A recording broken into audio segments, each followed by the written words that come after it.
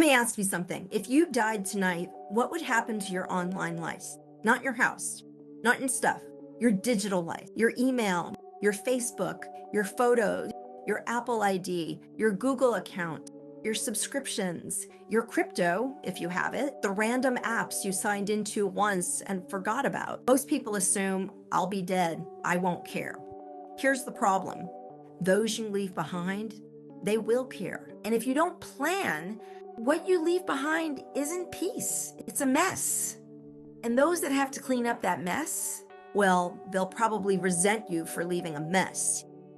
Do you really want that when you're dead? A digital zombie is what happens when someone dies or becomes incapacitated, but their digital accounts stay alive, logging in, collecting data, exposing risk, creating chaos. Did you know that we are the first generation in history to die with more digital assets than physical ones? That single fact changes everything about digital afterlife planning.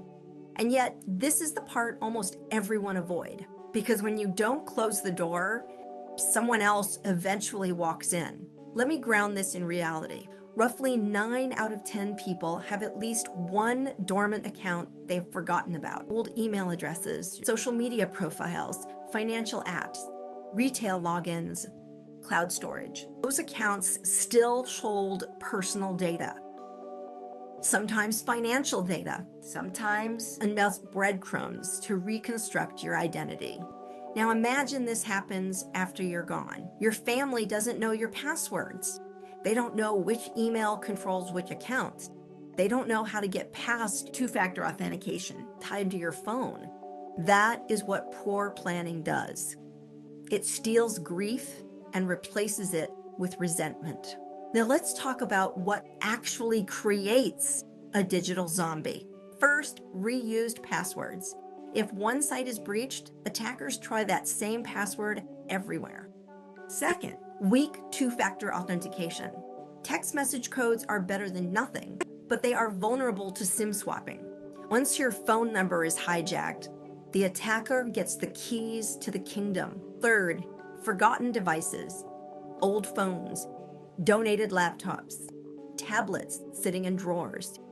If they're still logged in, they are open doors. Fourth, third-party apps. That quiz you took on Facebook 5 years ago, the budgeting app connected to your bank, the tool that asked for just a little access. If those services get breached, your data goes with them. Fifth, abandoned accounts.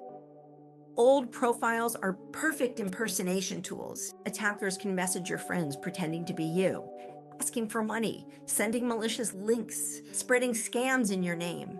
Just imagine what it's going to be like for those you leave behind to clean this mess up. No worries, I've got you covered. Here's 5 steps that can help you to avoid these problems. I want you to listen carefully and write it down. Step 1 is inventory.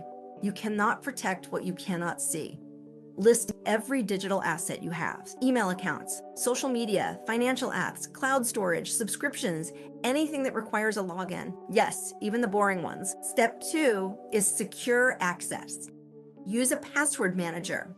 One strong master password. Unique passwords everywhere else. Turn on app-based authentication, not just text messages. And write down your backup codes. Store them securely, not in your head. Step 3 is cleanup. Revoke access to apps you no longer use. Delete accounts you don't need. Lock down privacy settings. Make old content private if it doesn't need to be public. Step 4 is decide your wishes. Do you want accounts deleted or memorialized? Photos shared or archived? Businesses passed on or shut down? Silence is not a plan. Step 5 is name the right people. There is a difference between someone who helps you while you're alive and someone who acts after you die. Your digital executor needs authority and clarity. And once AI enters the picture, this gets even more serious. Without clear instructions, they can be manipulated, reused, or misrepresented. We are already seeing this happen. So when people tell me, I don't care, I'll be dead, my response is simple. This isn't about you. It's about the people who are still alive, who love you. If this video made you pause, that's the point. If you're new to this channel, my name is Niki Weiss. I'm a digital thanatologist. As a digital thanatologist, I focus on what happens digitally when life ends. I'm also the creator of My Final Playbook. I help people build clear, comprehensive end-of-life plans so they don't leave a mess behind for the people they love. Subscribe to this channel for more conversations like this.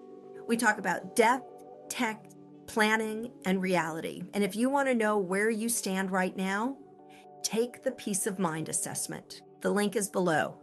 It will show you your current risk and what needs attention. Don't become a digital zombie. Plan with intention. Leave clarity, not chaos. So act now by keeping your passwords safe and your final playbook up to date.